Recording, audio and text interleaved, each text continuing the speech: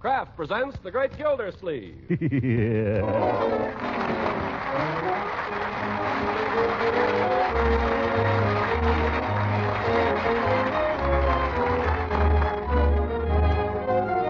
Kraft Cheese Company will also bring you Bing Crosby every Thursday night. Present each week at this time, Harold Perry as The Great Gildersleeve, written by John Wheaton and Sam Moore.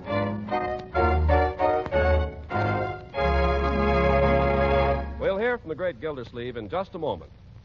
But first, if there are cheese lovers in your family, you're probably wondering how to adjust their appetites to your red stamp ration booklet. But that's easily solved when you learn how simple it is to extend such favorites as Pabstet, the delicious golden cheese food of 100 uses. You see, a great many of those 100 uses combine the unique cheddar cheese flavor of Pabstet with other foods for appetite-tingling results. So Pabstet becomes an economical luxury that you can use thriftily and often. Take leftover meats or vegetables or fish. Add a smooth, appetizing cheese sauce made with Pabstet, and you have another delightful main dish for another meal that's wonderfully good to eat and extra nourishing. Yes, besides adding flavor goodness when you melt or toast or slice it, Pabstet helps supply many of the milk nutrients your family needs. Milk protein, milk minerals, food energy, vitamin A, and vitamin G that's also called riboflavin.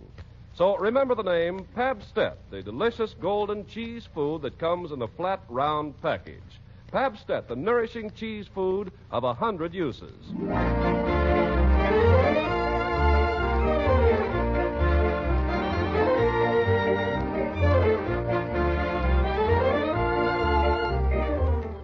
Now on to Summerfield and the Great Gildersleeve. It's spring in Summerfield. Lovely, lovely spring. You can feel it in the first warm rays of the sun slanting across the backyard. You can hear it in the excitement of the birds twittering in the maples and the lazy clop-clop of the milkman's horse coming up the street. You can see it everywhere. Spring does something to people, and spring has done something to Throckmorton P. Gildersleeve. For early in the morning, hours before he's due at the office, even before Bertie is astir in the kitchen, Summerfield's foremost slug-a-bed is up and dressed and out of doors. He stands now on the back stoop, barefoot, with a shoe in each hand, and dabbles a toe in the dewy grass. It's cold. Well, anyway, here goes. It tickles. Why, Uncle Mort. Oh, good morning, Marjorie. You startled me. I thought I was alone. What are you doing up so early? Well, it was such a fine morning. And what in the world are you doing with your shoes off? Oh, those. Well, I suppose it's silly, my dear, but I've always had a sneaking desire to go barefoot in the dew. You know, so have I. How is it? Cold. Don't try it. I think I'll put my shoes back on before I catch my death. Yes, you better. And, Marjorie. Yes? You don't have to say anything about this to anybody. You know, people might not understand. Don't worry, Uncle Mort. I understand. My favorite niece. Now, how am I going to get my feet dry? Isn't it a glorious morning, Uncle Mort? Yes, it is. It's glorious. I love spring. I love to see things growing. This darn grass gets between your toes. It all feels so warm and friendly. Seems somehow as if the whole world were in love. Well, there's one shoe on. What were you saying, my dear? Nothing. Uncle Mort, what's it like being in love? Being in love? Yes. I think I know, but tell me. Well, it's a little like an attack of chills and fever. Only nicer. Where's my other shoe? Oh, I had it. Marjorie, look. Look there. What? By the hedge there, sticking out of the leaf.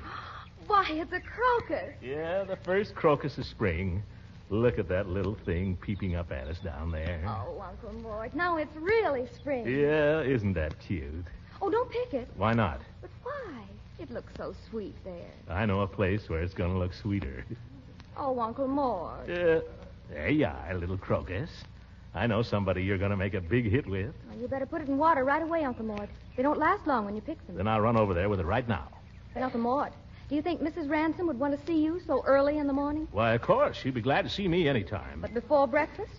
On an empty stomach? Huh? Well, I'll only be a minute, my dear. I'll only be a minute.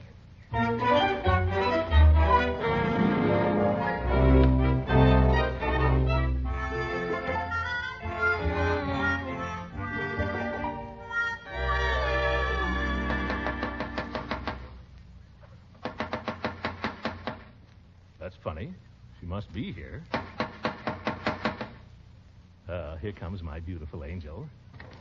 Hello, Leela. Throckmorton, what on earth are you doing here at this hour in the morning? I've got something for you.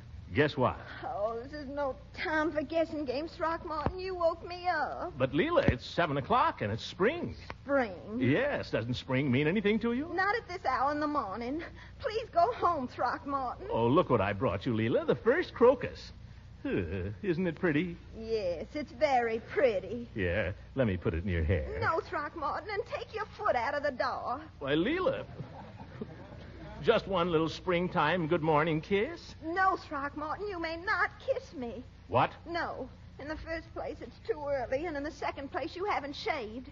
Now, please take your foot from my door. But, Leela, after all, we're engaged to be married.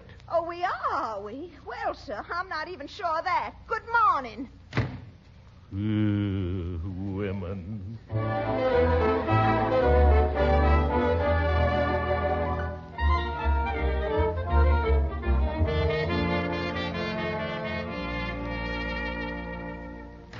Is that you, Uncle Mort? Yes, my dear, it's me. Come on in. We have company for breakfast. Company? Oh, so it's you, hooker. Old goat, what are you laughing at? You look so darn silly with that crocus in your hand. Crocus? Oh, yes, I just picked it out in the garden. That's funny. When I came past Leela Ransom's house a moment ago, I could have sworn that you were trying to give that crocus away. No, see here, hooker. I didn't invite you here to breakfast. What are you doing hanging around this neighborhood anyhow at this hour of the morning? Well, I came to weed my victory garden. Oh, yeah. With that victory garden in the lot next door, I can see we'll get plenty of drop-in trade. Have some breakfast, Uncle Mort. Maybe it'll cheer you up. I'll try it. Bertie. Yes, Mr. Gildersleeve. Morning, sir. Good morning. Put this crocus in water, please, and then bring me 2 3-minute eggs, half a grapefruit, and plenty of toast and coffee. Yes, sir. Oh, Bertie, Yes, Judge? seeing as how it's such a nice day, you can give Mr. Gildersleeve a few of those little sausages that I brought over here. Yes, sir. Did you say sausages, Judge? That's right, Gildy. Well, now, that was mighty friendly of you, although I hate to admit it. Yep. I defended a farmer who makes his own sausage yesterday, and I took my whole fee out in trade. I wonder if I could get him to pay his water bill in potatoes. Goodness, here comes Superman. Who? Hi, sir. Hi, Good morning, Judge. Hello, Leroy. Morning, Leroy. Leroy, stick in your shirt tail. Oh, it was okay when I started downstairs. Here's your orange juice, Mr. Gildersleeve. Thank you, Bertie. Oh, Leroy, Good morning, Bertie.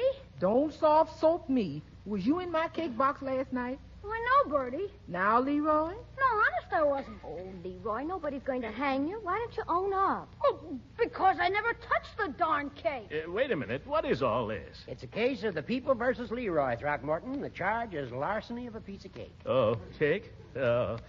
Bertie, it's just possible I took a piece of cake last night. You say it's possible, Mr. Gildersleeve? Yes. That's good enough for me. Case dismissed. Hang the jury and habeas corpus. Bertie, you could very easily become a lawyer. Don't go putting ideas into her head, Judge. She's a good cook. Get those sausages, will you, Bertie? I can smell them from here, and they're ready. Yeah, Mr. Gildersleeve, you're right. Them sausages has reached that 0 hour. Yeah. Then bring them on. A plate of sausages, a nice 2-hour nap, and I'll be ready to go to the office.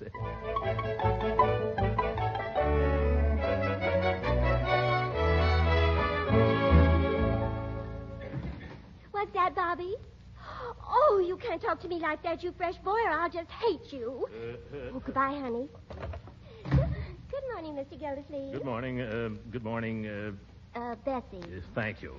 Any mail I need to look at, Bessie? Well, most of it could wait till tomorrow. Oh, that's good. And I took care of the rest. Oh, good girl, Bessie. You're beginning to get the hang of the waterworks. Oh, thank you, sir.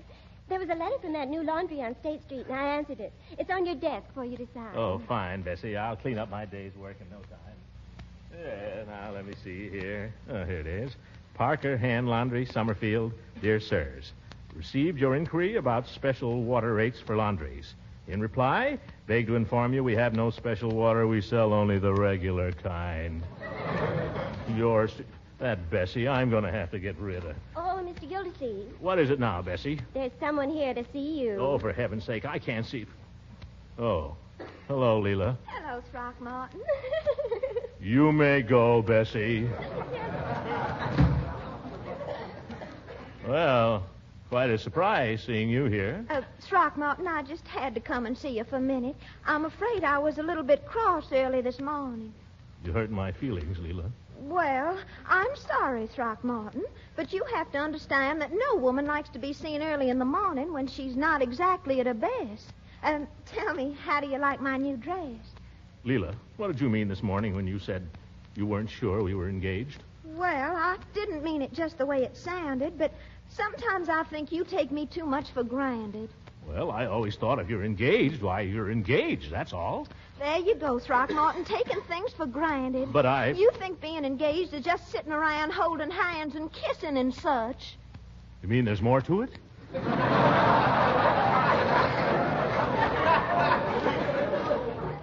Of course there is. Our engagement should be a preparation for our life together. While we should be spending this time trying to develop some interests in common, things we like to do together. Well, I like to... No, I mean besides kissing. I mean things we're both interested in, things we like to talk about, worthwhile things like world affairs and current events and all. Leela, when I'm with you, I can't think about worthwhile things. But you must try, dear. If we're going to be happy later, we must learn to be friends now. Well, I'm willing to try if you want to. Friends. Let's start now, then. How about a nice lunch with me at Dabney's Grill? We can get a booth. Oh, I can't possibly, Throckmorton. I'm having lunch with Marie King at the Woman's Exchange, and afterward we're going to the Red Cross. Oh, gracious, I'm late now. I must fly. But, Leela... Goodbye, Throckmorton, and you think about what I said now like a goodbye. Goodbye. Good. Women. If there were no such a thing as women, this world would be a lot better place. Yeah, but who'd want to live in it? I'm going to lunch.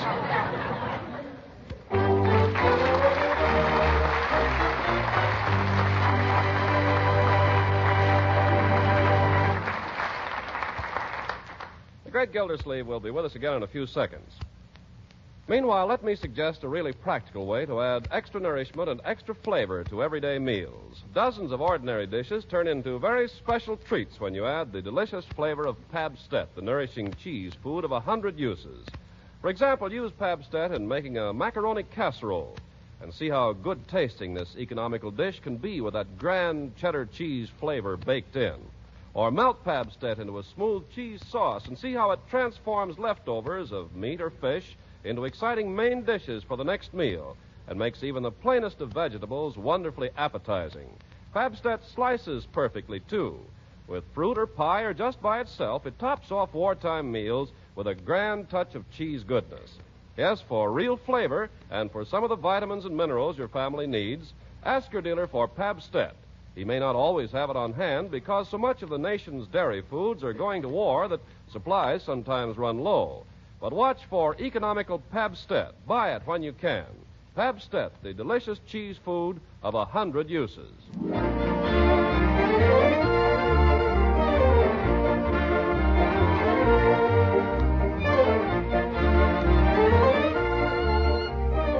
Well, time mooches on. 2 hours have passed while Gildersleeve, alone in Dabney's Grill, lingered over lunch, glaring at the women around him and muttering into his salad. And now, reluctant to get back to work, he's thought up an excuse to go out to the reservoir and confer with the superintendent. I hardly need to tell you that on a spring day, there isn't a pleasanter place in Summerfield than the reservoir. Cooler here. Charlie! Uncle Charlie! Might be in the pumping station. Charlie! Charlie Anderson! Not here. Well, it's a nice day. I'll just lie down here in the shade till he turns up. Spring. Spring, spring, you lovely thing. Bees and birds are on the wing. Listen to the way they sing. Ting-a-ling-a-ling-a-ling. Well, not bad. No, Miss Gildersleeve, that's pretty good. Yeah. Peavy, where did you come from? I didn't hear you. Well, I learned to walk Indian fashion as a boy. See, one foot in front of the other. Huh? If I had moccasins on, you couldn't hear me at all. What are you doing out here, Peavy? Well, Gildersleeve, I could ask you the same question. Me? I'm out here on business. Oh, I see. Yes, I'm waiting for the superintendent here, Charlie Anderson. Well, in that case, I'll sit down and help you wait. Who's tending the drugstore while you're out here, Peavy? Mrs. Peavy. Yeah. But it's all right. I've been picking her some wildflowers, see? Trailing arbutus. It's like poison ivy to me. Yeah, and you don't know trailing arbutus. Maybe you don't know poison ivy. Well, I always carry a bottle of Calamine lotion with me just to be on the safe side. You'd better. Care for some? No, thanks. Peavy, speaking of poison ivy, have you ever had much to do with women? Well, in a manner of speaking, I'm married to one. Then tell me, Peavy, what does a woman mean when she says you've been taking her too much for granted? I haven't heard that in 15 years. Well, what does it mean? Well, it usually means that she's been reading a book. Oh. I'll never forget the year that Mrs. Peavy subscribed to the Ladies' Home Companion. No peace that year. Well, what'd you do? I let the subscription run out. Hey, you! What you think you're doing there? Don't you know this is city property? Oh, Charlie Anderson. Wait a minute, Go Charlie. on, get out of there. Get off the property, dead bastard. Whoa there. Hold your horses, Uncle Charlie. Put on your glasses. It's me, Gildersleeve. Oh, Mr. Gildersleeve. Well, by jiggers, it's about time. I called you up. We got to do something here. People coming out here all over the place, breaking bottles, gathering papers, like a dad-busted picnic ground. Oh. Well, Charlie, you know Mr. Peavy, don't you? Of course I know him. What do you think? Know him as well as I know you. Hello, Mr. Anderson. Folks come out here at night, too, and park in their dad-busted automobiles. Come out here to spoon. What are we running here, a waterworks or a dad-busted petting parlor? Well, Charlie, you have to remember... Holy Toledo. You have to remember this is public property, and after all, boys will be boys. Well, I don't mind the boys. It's the women. They come out here in their slacks and they're worse than the men. Well, I wouldn't say that. They come out here and... What'd you say? He said he wouldn't say that. Well, what would he say? You'll have to ask him. Would you care to enlarge on that thought, Peavy? Well, my experience with the fair sex has been that they take a little understanding. I'll say. Now, Mr. Gildersleeve here has a problem. I don't know what your problem is, Commissioner, but I'll tell you the answer. Have nothing to do with women, Dad. Bust them. Especially this time of the year. Charlie, I'm inclined to think you're right. Well, no, I wouldn't say that. Don't keep saying that. For Pete's sake, what do you know about women anyway? Well, I've got one of them waiting at home for me right now. Can either of you gentlemen say the same? Well, Peavy's been a bad boy today. He's been playing a little hooky. Well, no, I wouldn't say... Dad, bust it! There he goes again. No offense, Mr. Anderson. Mr. Gildersleeve, if I might offer a suggestion. Yes, Peavy? Have you tried taking your lady friend a posy? They're usually well received. I took her a posy. That's what started all the trouble. What did? What did you take her? A dad-busted crocus.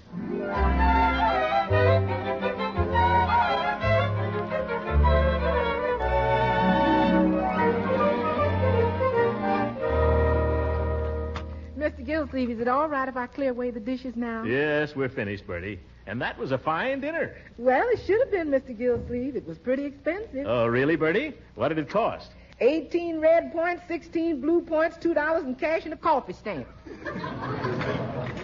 Well, Leroy, go get me a cigar, will you, in the den? Okay, Al.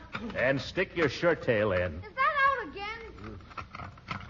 Well, Marjorie, I suppose Ben will be coming over this evening. How did you guess?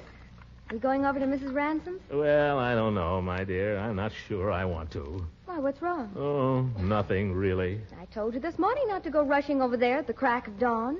Well, she wants me to talk about foreign affairs or something. I don't know what she wants. Worthwhile conversation and all that kind of stuff. Well, why don't you do it? Me talk about foreign affairs? Well, you wouldn't have to talk about them very long. Huh? I don't understand. You will. You just try it. Take a cigar, Unc. I bit the end off for you. Oh, well, perhaps you'll be good enough to smoke it for me. Yeah, sure. You got a light? Yep. I'm fooling. Give it to me. Hey, Unc, have you got a minute? What do you mean, have I got a minute? Well, I'd like to discuss something with you. All right, my boy, let's discuss it. Privately, I'd like to discuss it with you alone. What's this all about? I don't know. Will you excuse us, my dear? Just step into the den here, Leroy. Thanks, Unc. Now, what's on your mind, young man? Unc, could I have 53 cents to go to the movies? I thought movies cost 35 cents. Well, you see, I'm going with Piggy. We're each going to buy our own tickets. That's 35. Yes? And then we're each going to pay for half of the other ticket. What other ticket? Well, we have to have another ticket. Why? Well, we're taking somebody. Who? Who are you taking who can't pay for his own ticket? Well, we're taking a girl. A girl, huh? Yeah, Janie Owen. You too, Leroy.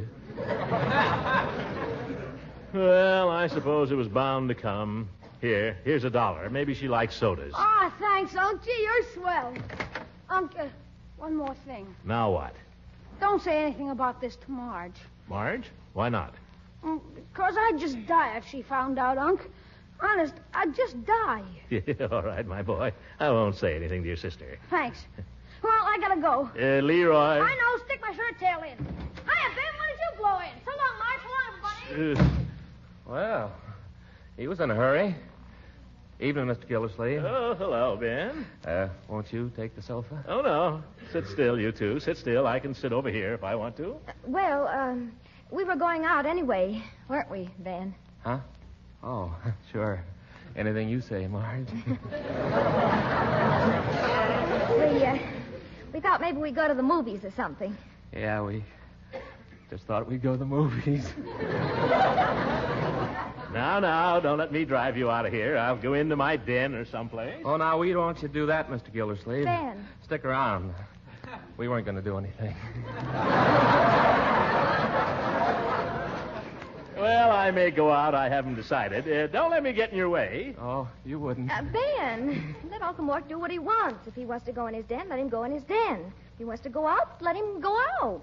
All right, my dear. I'll go. I know you young people want to be together. Oh, honest, Mr. Gildersleeve. Ben! Yes, I think Ben wants to be alone. I'll go and look into the international situation next door.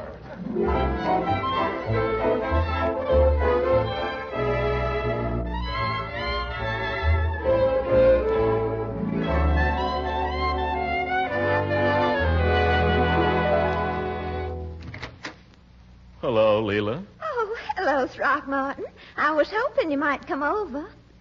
You were? Yes. Come into the parlor, won't you? All right. What do you think I did after I got through with the Red Cross this afternoon? What? I took a walk out south of town. You know that big tall hill just before you get to the Mansfield Road? Well, I climbed up there all by myself, and I lay there in the grass and just let the spring breeze blow through my hair. I could just feel spring all over me. Leela, the Allied forces in North Africa made definite progress today.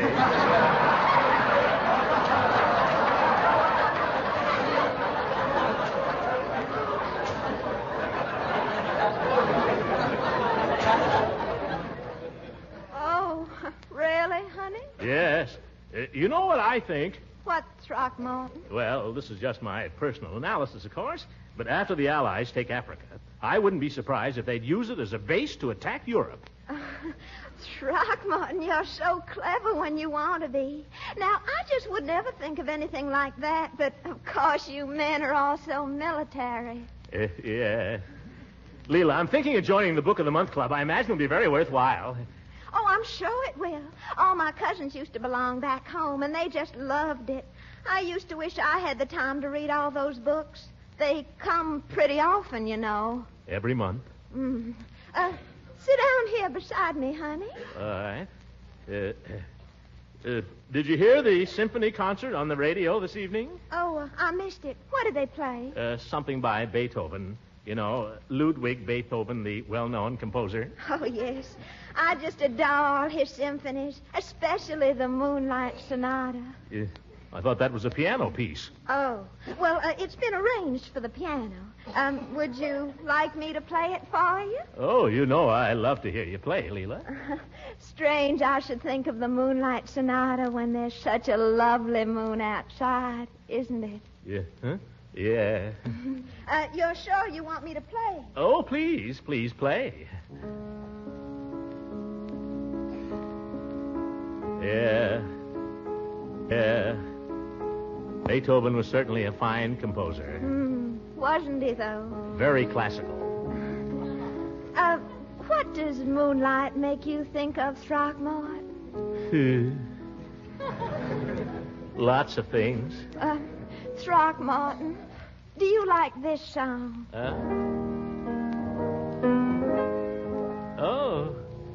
Moonlight becomes you. I just love it when Bing Crosby sings this. Oh. Bing Crosby, huh?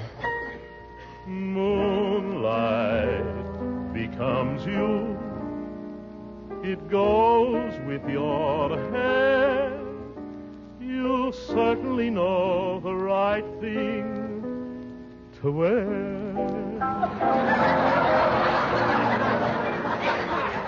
Moonlight becomes you. I'm thrilled at the sight, and I could get so romantic tonight. You're all dressed up to go dreaming. Now don't tell me I'm wrong. And what a night to go dreaming. Mind if I tag along? If I say I love you, I want you to know it's not just because there's moonlight, although moonlight becomes you so. Leela. What is it, Throckmorton? Leela, come out into the garden. What for, Throckmorton? I want to tell you about the Rummel plan.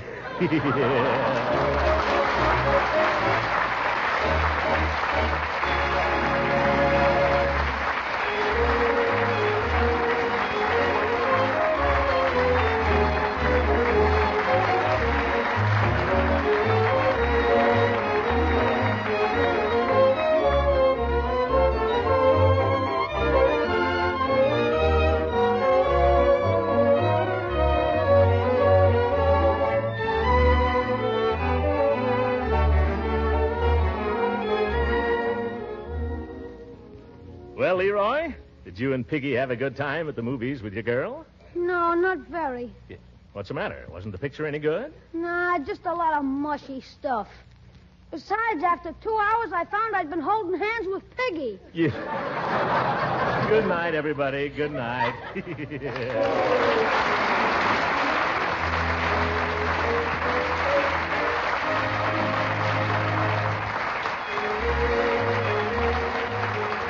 Music on this program was under the direction of Claude Sweeten. This is Ken Carpenter speaking for the Kraft Cheese Company and inviting you to listen in again next week for the further adventures of the great Gildersleeve.